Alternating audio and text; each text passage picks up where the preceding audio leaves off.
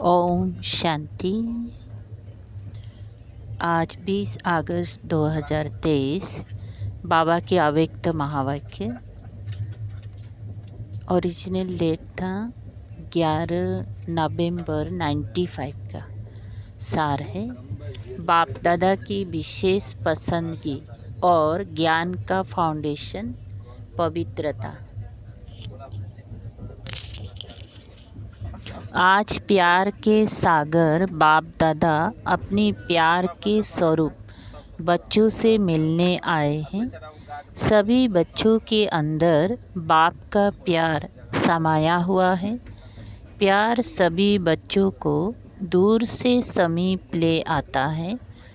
जैसे अभी मधुबन में चले जाते, कितना दूर है, प्यार के खातिर जाते हैं ना। भक्त आत्मा थे तो बाप से कितना दूर थे, इसीलिए चारों ओर ढूंढते रहते थे।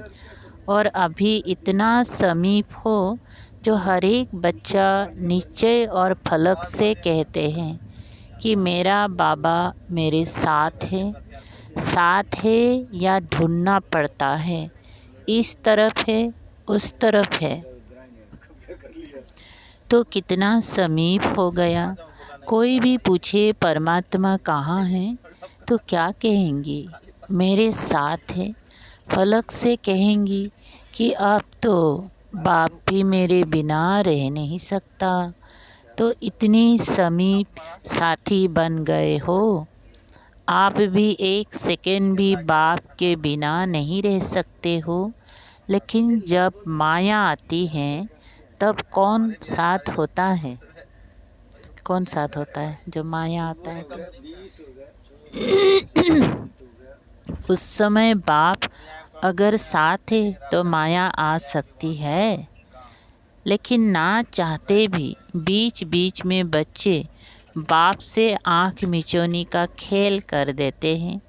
बाप दादा बच्चों का यह खेल भी देखते रहते कि बच्चे एक तरफ कह रहे हैं मेरा बाबा, और दूसरी तरफ किनारा भी कर लेते हैं।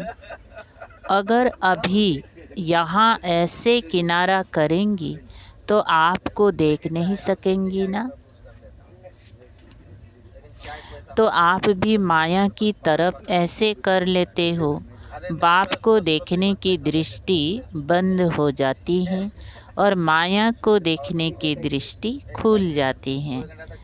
तो आँख मिचौनी खेल कभी कभी खेलते हो। बाप फिर भी बच्चों के ऊपर रहम दिल बन माया से किसी भी ढंग से किनारा करा लेते हैं। वो बेहोश करती हैं और बाप होश में लाता है कि तुम मेरे हो। मुरली पढ़ते होश में आ जाता है ना। मुरली भूलता है तो माया ना। जैसे मुरली सुनते हैं पढ़ते फिर होश में ले आते हैं। बंद आँख याद के जादू से खोल देते हैं। जब माया आँख बंद करते हैं और बाबा की याद से आँखें खोल देते हैं। बाप दादा पूछते हैं कि सभी का प्यार कितनी % में है, तो सभी कहते 100% से भी ज़्यादा है। पदम गुणा प्यार है, ऐसा कहते हो ना। अच्छा, जिसका पदम गुणा से कम है, करोड़ है, लाख है, 1000 है, 100 है, वो हाथ उठाओ। कोई ने नहीं उठाया। अच्छा, सभी पक्के हैं, सभी बाबा के साथ पदम गुणा प्यार है।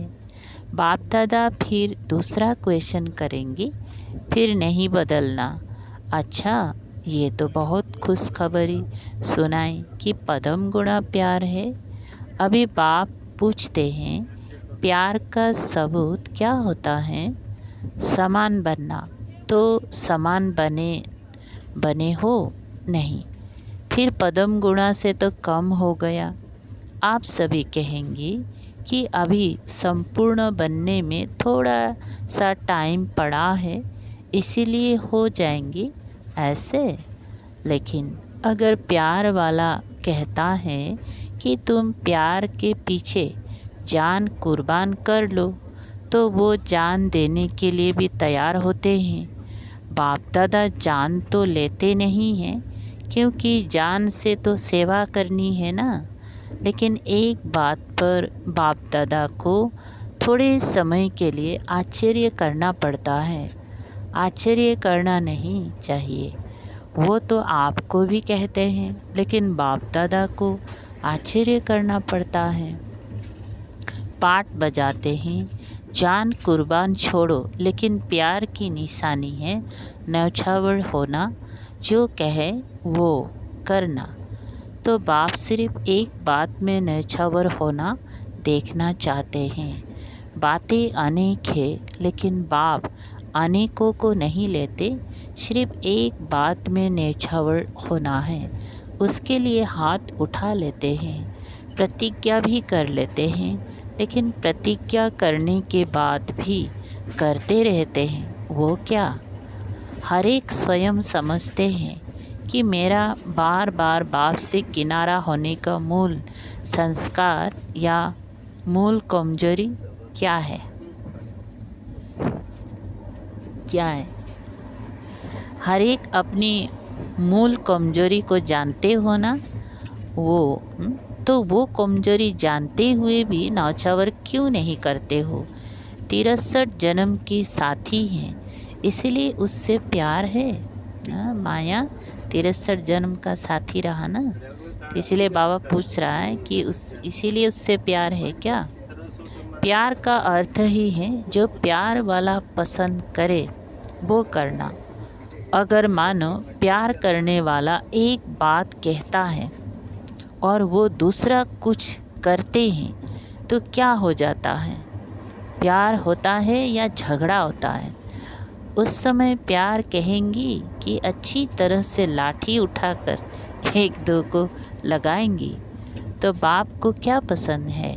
बाप दादा कहते हैं कि समान बनने में तो कोई बातें हैं। ब्रह्मा बाप की विशेषताएं देखो, और ब्रह्मा बाप समान ही बनना है तो कितनी बड़ी लिस्ट है। उसके लिए भी बाप दादा कहते हैं चलो कोई बात नहीं, एक दो बात कम है तो भी हर्जा नहीं। लेकिन जो मूल फाउंडेशन है, जो ब्रह्मा बाप व ज्ञान का आधार है, वो क्या है? ब्रह्मा बाबा शिव बाबा की विशेष पसंदगी क्या है? पवित्रता, अंतर्मुखता, निश्चय बुद्धि, सच्चाई, सफाई। वास्तव में फाउंडेशन है पवित्रता, लेकिन पवित्रता की परिभाषा बहुत गहरी है। पवित्रता जहाँ होगी वहाँ निश्चय, सच्चाई, सफाई ये सब आ जाता है। लेकिन बाप दादा देखते हैं कि पवित्रता की गुह्य भाषा, पवित्रता का गुह्य रहस्य अभी बुद्धि में पूरा स्पष्ट नहीं है। व्यर्थ संकल्प चलना व चलाना अपने अंदर भी चलता है और दूसरों को भी चलाने के निमित्त बनते हैं। तो व्यर्थ संकल्प क्या ये पवित्रता है? तो फिर संकल्प की पवित्रता का रहस्य सभी को प्रैक्टिकल में लाना चाहिए ना। वैसे देखा जाए तो पांचों ही विकार, चाहे काम हो चाहे मोह हो, सबसे नंबर 1 है काम और लास्ट में है मोह। लेकिन कोई भी विकार जब आता है तो पहली संकल्प में आता है। व्यर्थ संकल्प क्रोध भी पैदा करता है। तो काम अर्थात व्यर्थ दृष्टि, किसी आत्मा के प्रति अगर व्यर्थ दृष्टि भी जाती है तो उस समय पवित्रता नहीं मानी जाएगी। तो यह व्यर्थ संकल्प बाप के प्यार के पीछे न्यौछावर क्यों नहीं करते? कर सकते हो? हाँ जी, हाँ जी कहना बहुत सहज है, लेकिन बाप दादा के पास तो सबका चार्ट रहता है ना। अभी तक 5 ही विकारों के व्यर्थ संकल्प मेजॉरिटी के चलते हैं। फिर चाहे कोई भी विकार हो, ये क्यों, ये क्या, ऐसा होना नहीं चाहिए, ऐसा होना चाहिए, ये कॉमन बात बाप दादा सुनाते हैं कि ज्ञानी आत्माओं में या तो अपने गुण का, अपनी विशेषता का अभिमान आता है, या तो जितना आगे बढ़ते हैं उतना अपनी किसी भी बात में कमी को देख करके, कमी अपने पुरुषार्थ की नहीं लेकिन नाम में, मान में, शान में, पूछने में, आगे आने में, सेंटर इंचार्ज बनाने में, सेवा में विशेष पाठ देने में, ये कमी, ये व्यर्थ संकल्प भी विशेष ज्ञानी आत्माओं के लिए बहुत नुकसान करता है। और आजकल ये दो ही विशेष व्यर्थ संकल्प का आधार है। तो आप जब सेवा पर जाओ तो एक दिन की दिनचर्या नोट करना और चेक करना कि एक दिन में इन दोनों में से चाहे अभिमान या दूसरे शब्द में कहो अपमान, मेरे को कम क्यों, मेरा भी ये पद होना चाहिए, मेरे को भी आगे करना चाहिए, तो ये अपमान समझते हो ना। तो ये दो बातें, अभिमान और अपमान, यही दो आजकल व्यर्थ संकल्प का कारण है। इन दोनों को अगर न्यौछावर कर दिया तो बाप समान बनना कोई मुश्किल नहीं है। तो क्या न्यौछावर करने की शक्ति है? अच्छा, कितने समय में? अभी आज नंबर है ना, नया साल आएगा तो 2 मास हो जाएगा ना। नए साल में वैसे भी नया खाता रखा जाता है।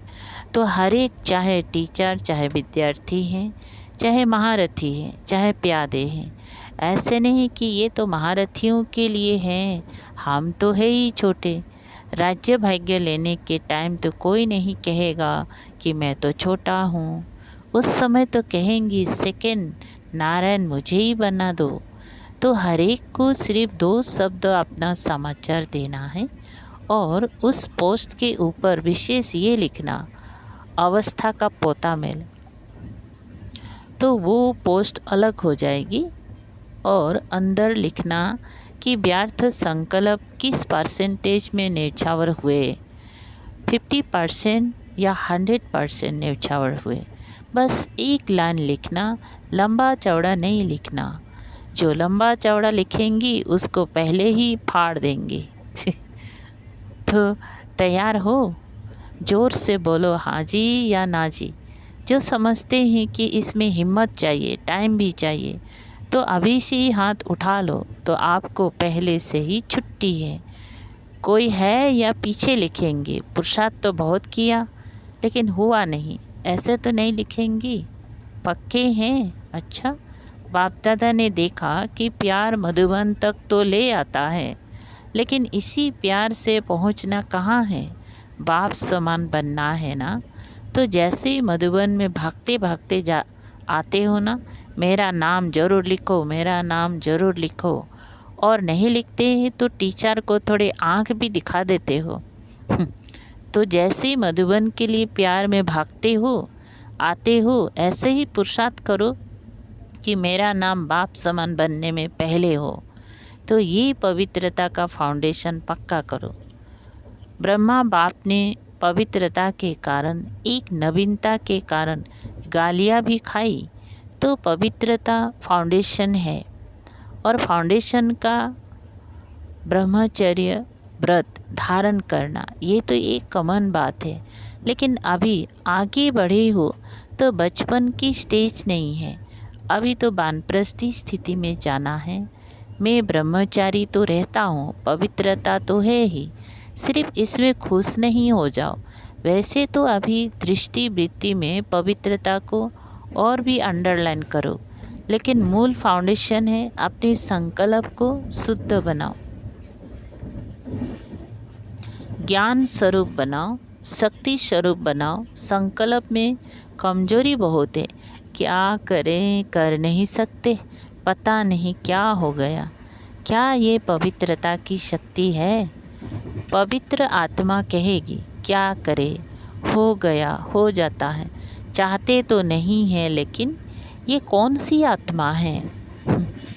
पवित्र आत्मा बोलती है कि कमज़ोर आत्मा बोलती है? क्या करे, क्या करे,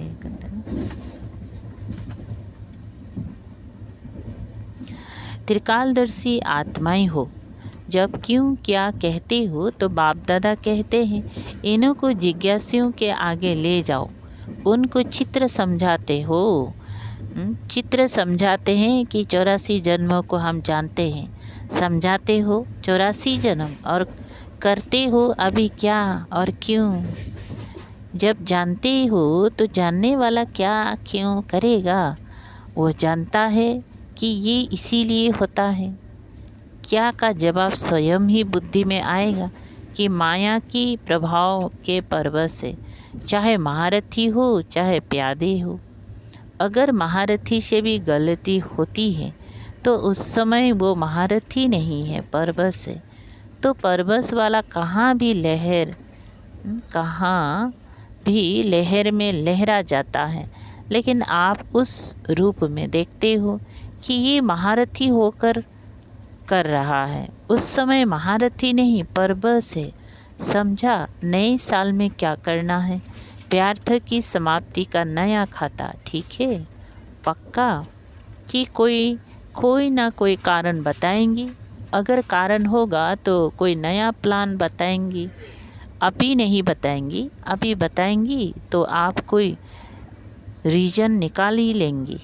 कारण नहीं, निवारण, समस्या स्वरूप नहीं, समाधान स्वरूप। अभी प्रकृति भी थक गई है, प्रकृति की भी ताकत सारी खत्म हो गई है। तो प्रकृतिपति आत्माओं को अर्जी कर रही है कि अभी जल्दी करो, अभी देरी नहीं करो। अच्छा, बाप दादा को भी तन को चलाना पड़ता है, चले नहीं चले लेकिन चलाना तो पड़ता है, क्योंकि बाप का बच्चों से प्यार है। तो इतने प्यार वाली आत्माएं आवे और बाप रूह रिहान नहीं करे तो कैसे होगा? तो ज़बरदस्ती भी चलाना ही पड़ता है। अच्छा, सभी खुश है, बाप मिला, संतुष्ट है ना? चारों ओर के पदम गुणा प्रेम स्वरूप आत्माओं को सदा स्वयं को निर्विकल्प बनाने वाले विशेष आत्माओं को, सदा बाप और निर्विघ्न सेवा के लगन में मगन रहने वाली आत्माओं को, सदा बाप के स्नेह में नौछावर होने वाले सभी आत्माओं को बाप दादा का याद, प्यार और नमस्ते। ऐसे बनाने वाले बाप दादा को भी याद, प्यार, गुड मॉर्निंग और नमस्ते नमस्ते। शुक्रिया बाबा। अच्छा, सब खुश, कोई नाराज़ तो नहीं हुआ? नाराज़ हुआ है? मैं नहीं मिला। राज को जानने वाले कभी नाराज नहीं होते। दादियों से देखो, आप आदि रत्नों में सभी का प्यार के साथ साथ शुद्ध मोह बढ़ता जाता है। सभी देखते हैं कि आदि रत्न ठीक है तो सब ठीक है। तो आप लोगों में सबका शुद्ध मोह बढ़ गया है। बाप दादा इन दोनों, तो चंद्रमणि दादी, रतन मोहिनी दादी के ऊपर भी खुश है। ज्ञान सरोवर की जिम्मेवारी संभाली। जिम्मेवारी तो क्या, खेल है, भारीपन है क्या? खेल हल्का होता है ना, तो जिम्मेवारी क्या है? खेल है। तो बाप दादा खुश है कि समय पर सहयोगी बने हैं और आदि से सहयोगी रहे, आदि से हाजी करने वाले। यही साकार बाप का आप सबको विशेष वरदान है। ब्रह्मा बाबा को ना शब्द कभी अच्छा नहीं लगता, ये तो मालूम है, अनुभवी है। ईशु दादी से, इसने आदि से अब तक बहुत अच्छा पाठ बजाया है और आपकी दादी की तो विशेष सहयोगी है। कोई भी बात सुनाने वाली बहुत अच्छी है, क्योंकि गंभीर रहती है। ये गंभीरता का गुण बहुत आगे बढ़ाता है। कोई भी बात बोल दी ना, समझो अच्छा किया और बोल दिया तो आधा ख़त्म हो जाता है। आधा फल ख़त्म हो गया, आधा जमा हो गया। और जो गंभीर होता है उसका फूल जमा होता है। कहते हैं ना, देखो जगदम्बा गंभीर रही, चाहे सेवा स्थूल में आप लोगों से कम की आप लोग ज़्यादा कर रहे हो, लेकिन ये गंभीरता के गुण ने फूल खाता जमा किया, कट नहीं हुआ। कोई करते बहुत है लेकिन आधा पौना कट हो जाता है। करते हैं कोई बात हुई तो पूरा कट हो जाता है, या थोड़ी बात भी हुई तो पौना कट हो जाता है। ऐसे ही अपना वर्णन किया तो आधा कट हो जाता है, बाकी बचा क्या। तो जब जगदम्बा की विशेषता जमा का खाता ज़्यादा है, गंभीरता की देवी है। ऐसे और सभी को गंभीर होना चाहिए, चाहे मधुबन में रहते हैं चाहे सेवा केंद्र में रहते हैं। लेकिन बाप दादा सभी को कहते हैं कि गंभीरता से अपनी मार्क्स इकट्ठी करो। वर्णन करने से ख़त्म हो जाती है, चाहे अच्छा वर्णन करते हो चाहे बुरा। अच्छा अपना अभिमान और बुरा किसका अपमान कराता है। तो हर एक गंभीरता की देवी और गंभीरता का देवता दिखाई दे। अभी गंभीरता की बहुत आवश्यकता है। अभी बोलने की आदत बहुत हो गई है, क्योंकि भाषण करते हैं ना, तो जो भी आएगा वो बोल देंगे, लेकिन प्रभाव जितना गंभीरता का पड़ता है इतना वाणी का नहीं पड़ता है। अच्छा, वरदान। रूहानी गुलाब बन, चारों ओर रूहानियत की खुशबू फैलाने वाले आकर्षण मूर्त भव। विस्तार है।